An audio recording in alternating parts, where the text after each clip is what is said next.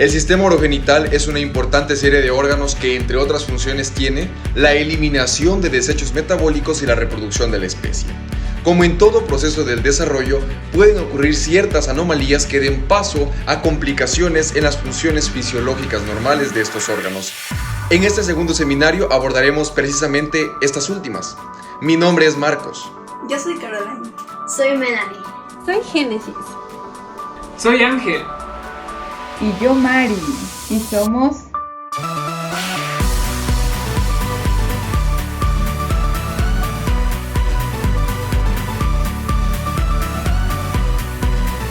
Resto de los conductos mesonéfricos en Hebrón. Los conductos mesonéfricos tienen dos extremos, el cefálico y el caudal, y normalmente debe involucionar el extremo cefálico. Caso contrario, puede dar lugar a un apéndice llamado apéndice del epidídimo. También puede dar lugar a otra estructura que es el paradídimo. El proceso del desarrollo alterado se debe a que no va a involucionar el extremo cefálico de los conductos mesonéfricos. Esto sucede en la séptima semana del desarrollo cuando se da la diferenciación testicular.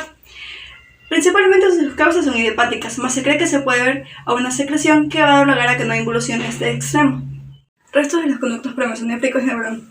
Normalmente los conductos premesonéfricos en Hebrón deben involucionar debido a la hormona antimuleriana, mas si estos no lo hacen puede dar lugar al apéndice del testículo, al utrículo prostático y al verum montanum. Esto sucede porque no van a involucionar estos conductos y sucede entre la séptima y octava semana del desarrollo. Entre sus causas tenemos a causas teratológicas metabólicas como la alteración en el gen SOX9, en el SRY, SF1 o en el AMH. Restos de los conductos mesonéfricos en la mujer. Normalmente esos conductos deben degenerar en su totalidad en la mujer, pero cuando pequeñas porciones persisten van a dar origen a pequeños agregados, como el apéndice vesiculoso, el epóforo y paraóforo y quistes en el conducto de Gardner. Esto sucede durante la 9ª semana de desarrollo debido a que en esta semana deben degenerar estos conductos. Sus causas pueden deberse a la presencia de andrógenos y factores desconocidos. Hipospadias. Esta es una anomalía en la que la abertura de la uretra se encuentra en la cara ventral del pene. Pueden haber diferentes tipos, entre ellas el hipospadias en el pene, hipospadias del glande, hipospadias pene escrotal e hipospadias perineal. En esta de aquí se puede dar durante la semana 10 a la 14 debido a una falta de la fusión de los pliegues cloacales. Entre su etiología se encuentra una falla en la producción de andrógenos, factores ambientales y genómicos. Epispadia. Epispadia es una anomalía que se va a dar en el sexo masculino y se caracteriza por poseer el meato uretral en la cara dorsal del pene. Está asociado con otras alteraciones como por ejemplo la extrofia vesical. La epispadia se va a dar en la 10ª semana de desarrollo y su proceso afectado va a ser en el tubérculo genital. ¿Qué es lo que va a pasar con este? Es que se va a desarrollar en una zona más dorsal que en embriones normales. Hernia inguinal congénita. Es una anomalía que se puede dar tanto en el hombre como en la mujer, pero la mayoría de los casos va a ser en el sexo masculino. ¿Por qué se produce esto?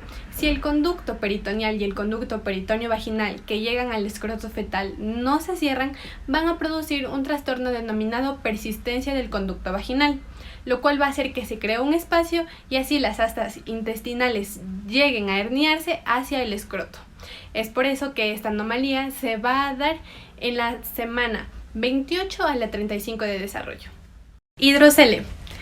Es una anomalía que se va a dar en el sexo masculino y se caracteriza por la presencia de líquido en la cavidad abdominal, la túnica vaginal que rodea el escroto.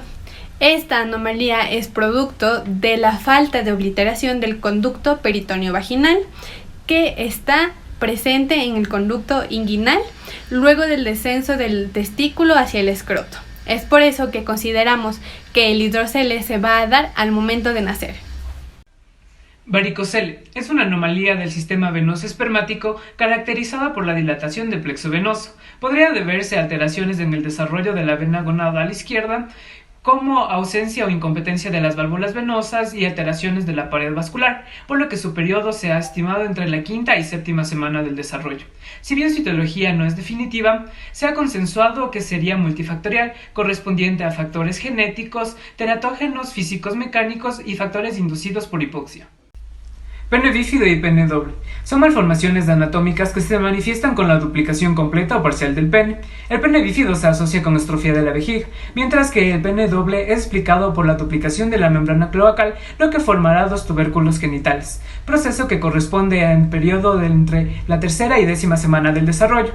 Su etiología es multifactorial, entre las que destacan alteraciones genéticas, mutaciones de los mecanismos reguladores epigenéticos y mutaciones de los receptores de andrógenos y demás.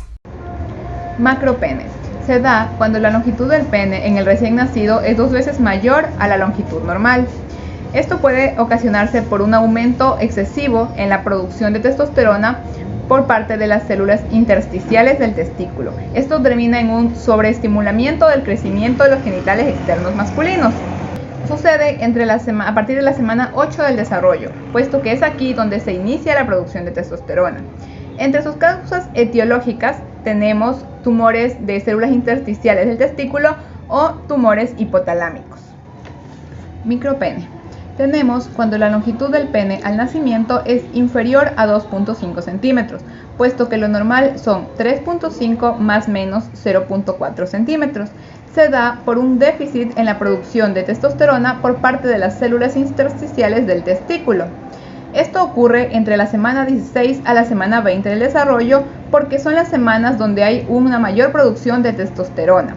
Entre las etiologías tenemos disfunción hipotalámica o hipofisiaria o incluso puede ser hipogonadismo primario o puede llegar a ser idiopática. Criptorquidia. Es la ausencia de los testículos en las bolsas escrotales.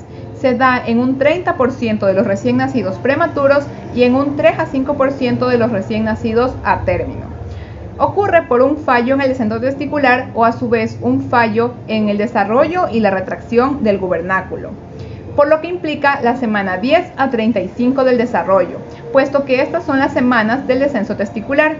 Y sus factores etiológicos tenemos alteraciones cromosómicas o una mutación genética en los receptores de andrógenos, lo que deriva en un déficit de andrógenos. También puede asociarse a alcoholismo y tabaquismo materno o a su vez fallos en el desarrollo de la pared abdominal.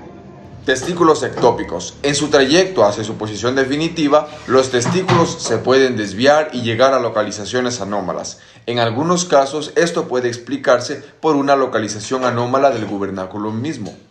Las semanas que comprenden el descenso testicular y por ende el periodo de tiempo en el que se puede dar esta malformación va a ser entre las semanas 10 a la semana 35. Muchas veces esta condición es asociada también a otras como las hernias inguinales, persistencia del conducto mulleriano, entre otras. Testículo no descendido adquirido. A consecuencia de un cordón espermático corto, el testículo del niño se encuentra en constante ascenso y descenso. Se considera que esta anomalía es principalmente dada cerca del nacimiento y puede deberse a una falla en los receptores de andrógenos y algún fármaco teratógeno.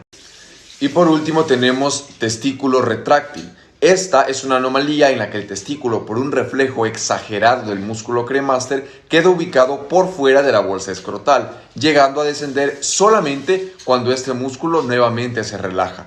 La fase de descenso más afectada durante el desarrollo fetal corresponde a las semanas 28 a 35 y la etiología de esta aún es desconocida.